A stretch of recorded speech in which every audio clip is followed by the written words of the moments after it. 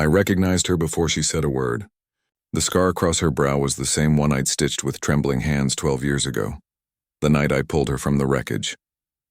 But now she stood in front of me wearing a soldier's coat, the emblem of the rebellion stitched where her heart should be. She called me Captain, like a stranger. Her eyes held no trace of the girl who once clung to my sleeve, mute and terrified. Around us, the dust carried the smell of oil and gunpowder.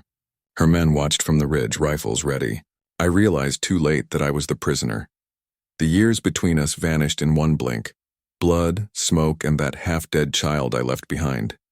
Now she commanded the army I'd been ordered to destroy. She said quietly, "You taught me mercy once. Let's see if you still believe in it." The wind carried dust across the ridge as her soldiers closed in. I could feel their boots through the ground, steady, practiced, not afraid. My horse shifted under me, breathing hard, sensing what I already knew. The fight was over before it began. Kara didn't raise her gun. She didn't have to. Her calm was worse than any weapon. That same calm I remembered when she was a child, trembling by the fire, watching a world she couldn't yet understand. "I'm not your enemy," I said. My voice felt thin against the sound of the wind. "Neither was I," she answered. I looked at her, dust on her face, eyes sharp as glass. The years had carved her into something I could barely connect to the girl I'd once carried. Back then she couldn't speak at all. Now every word she spoke sounded like judgment. She signaled her men. My rifle was taken, my hands bound. I didn't resist. They led me down toward the valley where tents sprawled like scars. Smoke rose from cook fires. Flags, her flags, fluttered over makeshift walls built from wagon planks and iron scraps. In another life, I might have called it courage. Now it looked like madness. Inside a command tent, she faced me alone. The canvas walls moved in the wind, snapping softly like breathing. She poured herself water and sat, watching me as if trying to remember something lost. "You were dead," I said. "I searched for weeks. I was hiding," she said. "You left before I learned how to speak." I felt the words land heavier than I expected. "You were safe." You thought wrong." Her tone wasn't angry. It was worse, quiet, steady, as if my choices were already written in the dust. "I needed to survive," she went on. "And survival has no place for mercy." Outside, someone shouted orders. Horses neighed, the camp stirring like an approaching storm. Kara stood, drawing closer. Her hand brushed the table, stopping near my holster. "I know what they sent you for," she said. "Varen wants my head. You always did what you were told." "That's not true." She gave a small, humorless smile. "Then tell me why you're here with his seal in your pocket." She was right. The folded parchment pressed cold against my chest. A death warrant signed in the name of the Empire. I had planned to burn it once I found her, but I hadn't. Maybe part of me already knew how this would end. She leaned closer. The lantern between us cast her face in amber light. "You saved me once," she said. "Now you'll help me end this war. What if I don't? Then I'll bury you next to the village you left burning." There was no hatred in her voice, only certainty. Outside, thunder rolled. No rain, just artillery far in the distance. Her soldiers would be moving soon. She untied my hands herself. "Eat. Rest. You'll need your strength tomorrow." When she turned to leave, I almost reached out, almost said her name the way I used to whisper it to calm her down. But the silence between us was heavier than touch. I watched her step into the dark, her coat snapping in the wind, and I realized the truth I hadn't wanted to face. I hadn't come to capture her. I'd come to see if she still blamed me. By dawn, the camp was already awake. The smell of boiled grain and oil fires drifted through the mist. Soldiers moved like shadows.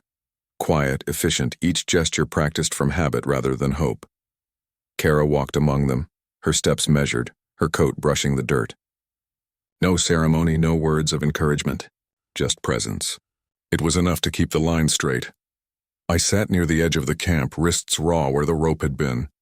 A bowl of cold porridge sat untouched beside me. I hadn't slept. The night had been filled with the sound of drills, horses, and the distant thunder of artillery from the north.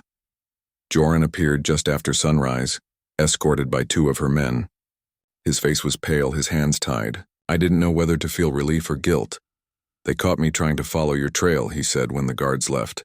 "Guess you found her first." "I didn't find her," I said. "She found me." He laughed, short and bitter. Looks that way. Kara called for us before noon. Her command tent was crowded now.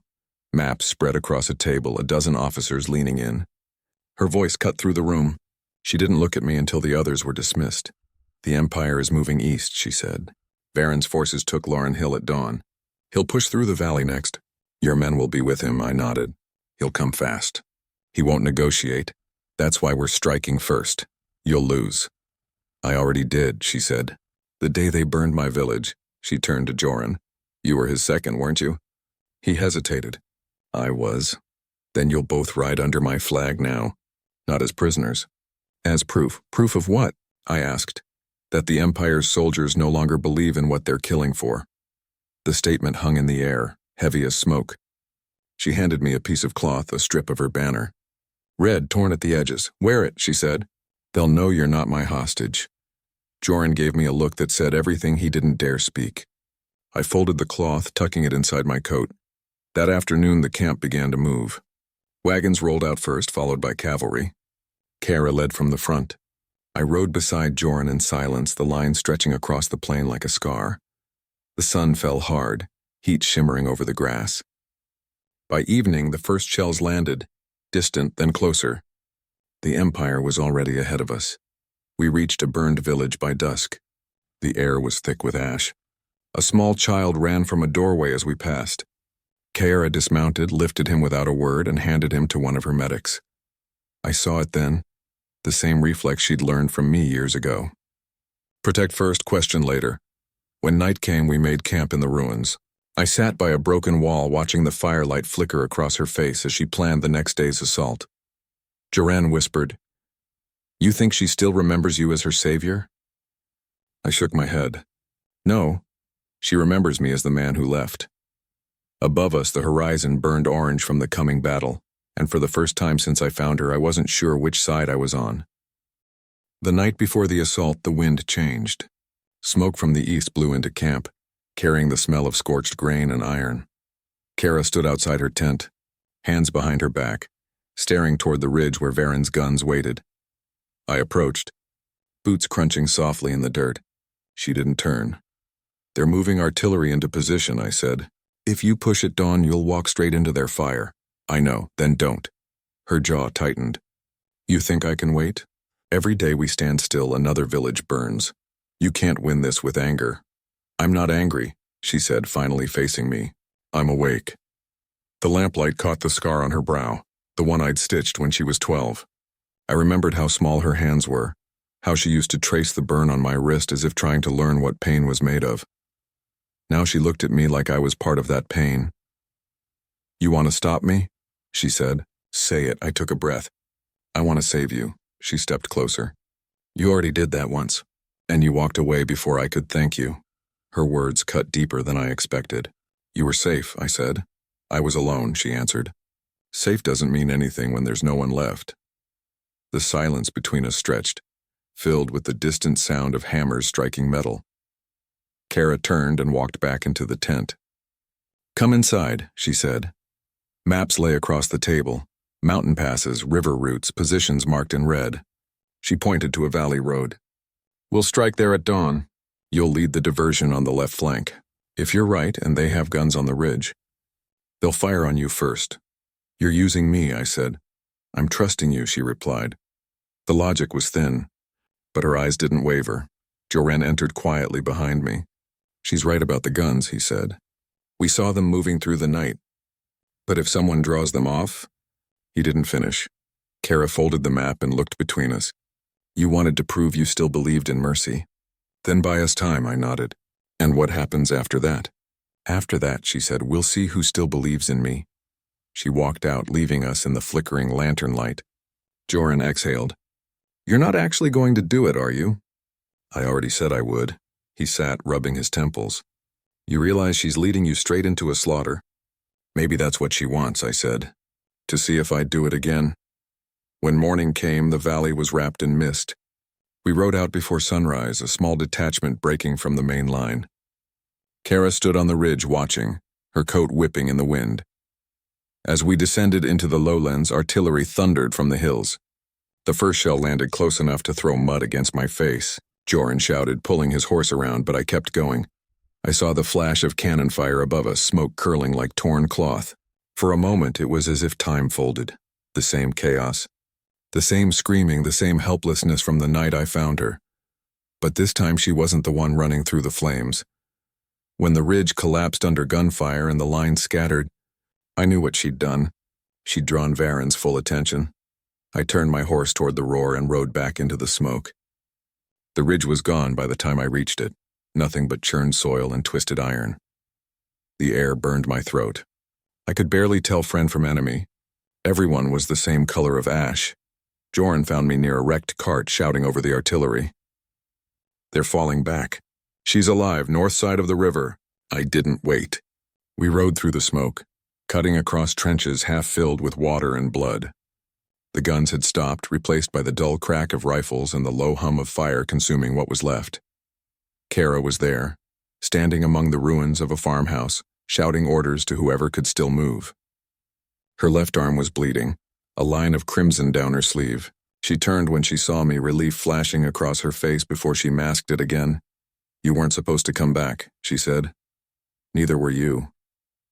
She tried to answer, but her voice broke into a cough. I grabbed her by the shoulders and pulled her behind the remains of a stone wall as another volley tore through the yard. "You need a medic." "I need this to end," she said. "If Varen crosses the river, it's over." I looked toward the bridge.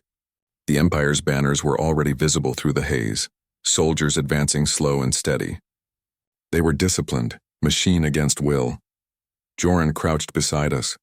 "We can blow the bridge," he said. "End it here." Kara shook her head. "Too many civilians in the valley. The flood would take them. Then what?" I asked. She looked at me, eyes sharp through the soot. "You always said mercy has a price. Time to pay it." Before I could stop her, she ran toward the bridge with a handful of her remaining fighters. I followed, cursing under my breath, the noise of rifles deafening around us. She moved like someone who had already made peace with death, fast, deliberate, fearless. We reached the halfway point when a shell struck the far end. The blast threw her to the ground. I slid beside her, dragging her up by the collar. "Stay with me," I said. Her lips were white, her breath shallow. "You shouldn't have come back." "You keep saying that," I said. "But I don't listen well." The bridge trembled under another explosion. She looked past me toward the horizon, toward the Empire's line, and whispered, "He's here." Through the smoke, I saw him. General Varen, mounted calm, surveying the ruin like a man inspecting his own reflection. Kara stood, blood dripping from her hand, and shouted his name. Her voice cut through the chaos. He turned. Their eyes met across the distance. Student and master, orphan and executioner. He raised his hand to signal the guns. I didn't think. I fired first. The shot hit his shoulder, spinning him from the saddle. The soldiers faltered. For the first time, their rhythm broke. Kara saw it too. She shouted an order, voice ragged, and her fighters surged forward.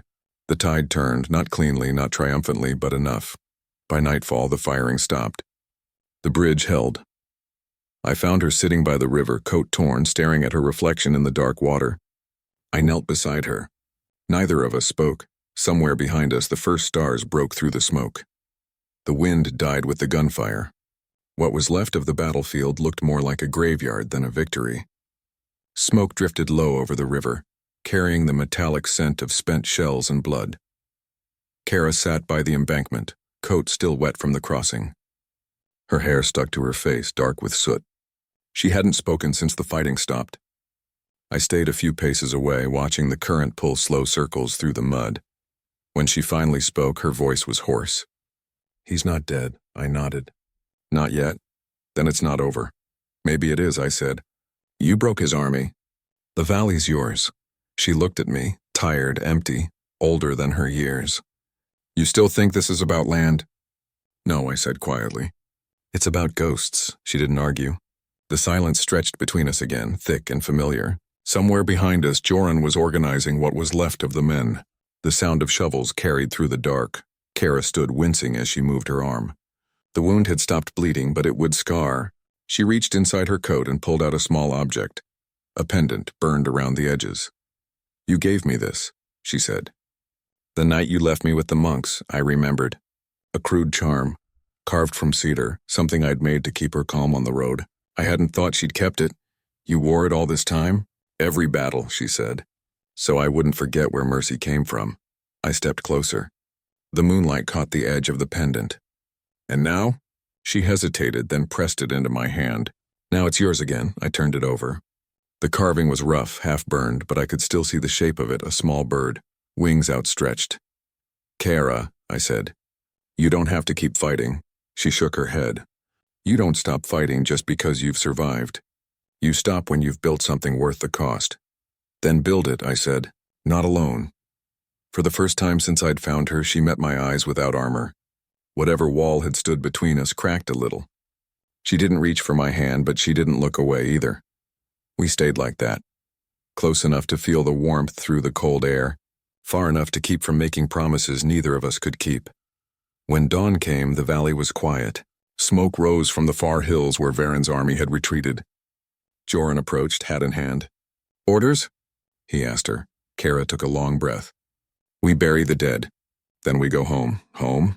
I asked. She looked toward the horizon. Wherever people still need us, Joran nodded and walked off. She lingered by the river a while longer, her reflection rippling with each breath. I reached into my coat and tied the pendant to her scabbard before she noticed.